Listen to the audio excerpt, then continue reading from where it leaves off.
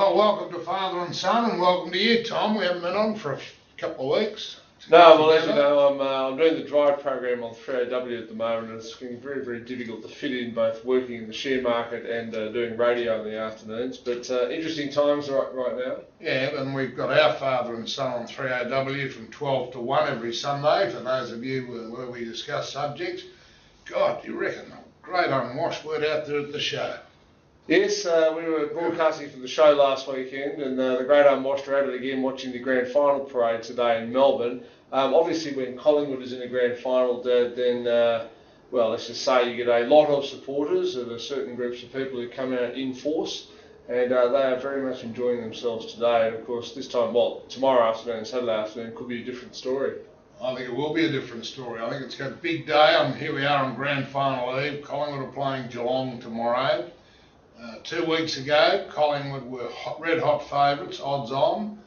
Now, because of their very narrow win over Hawthorn last week and Geelong's fairly easy win over West Coast, Geelong are now favourites into $1.80. The money has been pouring on. I read in this morning's Herald Sun, one guy's put 40,000 on Geelong, another one 20 and another one 16, all at $1.80.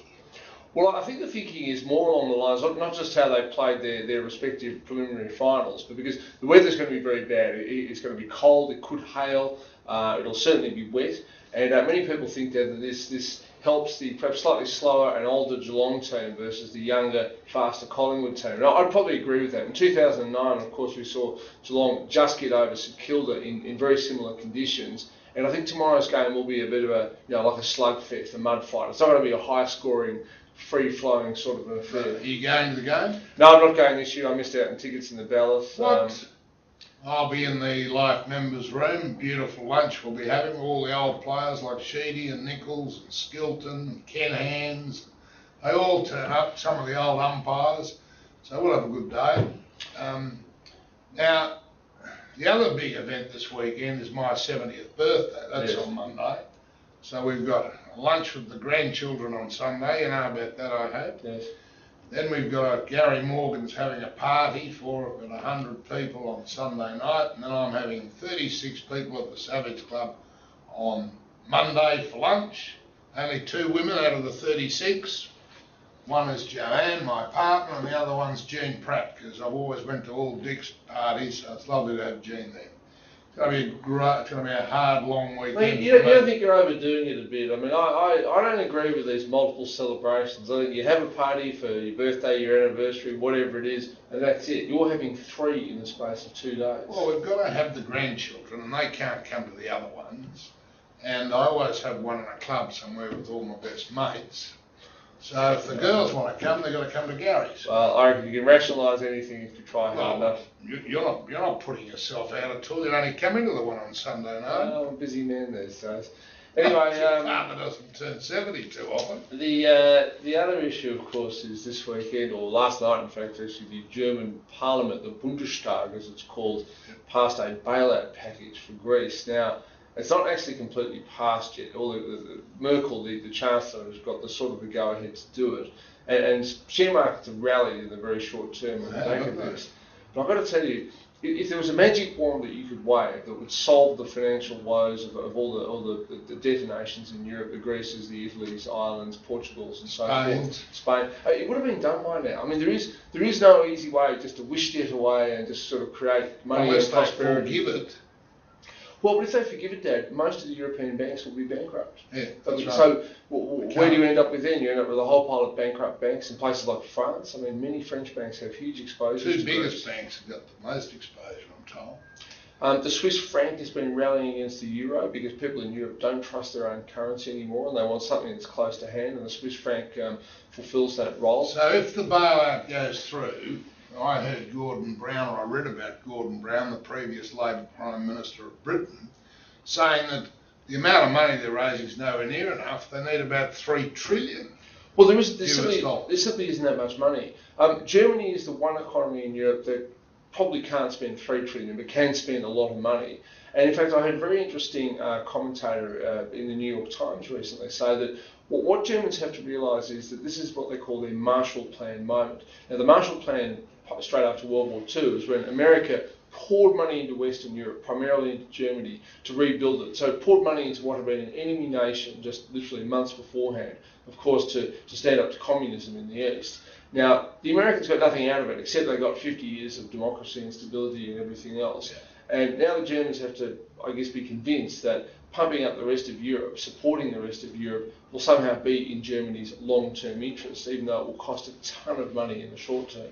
Well, what about France? The government of France is fairly keen. Are they putting much into this thing? Well, not nearly as much. France is not in nearly as good economic shape as what Germany is. And the French, as I said, their banks have got some serious problems. In fact, many people think the French banks are going to have to be nationalised by the government in any case. So, look, it's a very difficult situation. There is no easy route out of it. And you know, as a result, I mean, share markets, while they might have gone up in the last few days, have been struggling quite substantially over the past 6 months. I thought the finance minister of Croatia was really funny. He said, we came into the euro, we came into the EEC or the EU, and now all of a sudden we're having to bail out. We're a poor country, all these lazy, good-for-nothing Greeks. Well, and Turkey was a country that was probably going to be next cab off the rank into the EU and adopt the euro. And the Turks must be looking back thinking, well, you know what, perhaps we'll just reconsider or put that decision off for the time being. Apparently their economy's not running too well. The Prime Minister there's been overspending and they're in trouble. Yeah, look, I think there's going to be, well, there is a great reckoning going on now. I think governments and households and everybody is looking at themselves and saying, you know what, for years we spent beyond our means. And you can do that, within a couple of business cycles. But if you do it year after year after year, decade after decade, eventually the chickens come home to roost, and that's what's happening now. Well, that leads us into the US. They still don't look like resolving their debt situation. No, they don't. The US, I guess, the only benefit it has compared to Europe is it's got one unified national government, whereas Europe is still a squabbling group of separate governments. I think here's the US. They've given up their space program, and now the Chinese have started to put their first, orbit or something into space. So they're going to be the powerhouse in space as well. Look, you are absolutely seeing a changing of the guard at the moment. I was very sad when the space shuttle a few weeks ago flew its last flight. There were 4 of them left, because there is no successor. There's no manned space program anymore. That's the first time since the early 1960s the US has not had the capability itself to put a man into space. And it sort of says that, like, space programs are one of those things that they're a luxury. You can afford them when times are good. Times are obviously so bad that America's given up. And you know what? Once you give up on something like that, it probably doesn't ever get restarted. No. Well, a lot of criticism of the Prime Minister. She had her 50th birthday yesterday. A lot of conjecture about whether Rudd might stand. I don't think he will. But look, if the polls don't improve, the Labor Party will do anything to try and restore their position, because they'll lose so many seats at the next election. Yeah, but I think the hardheads in the party know that whatever they do, they're going to lose them. And if you're a potential leader, we just say, well, let's let the chips fall and then pick up. Because Julia will lose her job. What about if Wilkie, if they don't get this legislation through on the paper machines? I don't think they will. I know, I agree with you, but I don't think Wilkie will have the guts to do anything about that. I think he'll realise that he'd rather be inside the tent pissing out than outside pissing in, so to speak. He will still have some influence. Somehow they will say, look, we've tried, we couldn't do it, but we've honoured our agreements. Speaking of the Prime Minister, I broke a story yesterday. Her cavoodle, a cross between a poodle and a King Charles Spaniel, that's been given to her by her partner, is actually from a notorious puppy farm here in Victoria. And I can tell you that people are absolutely outraged to learn about that. From a what? A puppy farm, a place where they just breed animals en masse rather than going and rescuing a dog from the pound or something. Oh, well, all right, on that note, have a great grand final weekend. May the best team win, and may that team be Geelong. And we look forward. I hope I'll be in good enough shape by later next week after my celebrations to do some more father and son. Thank you for watching.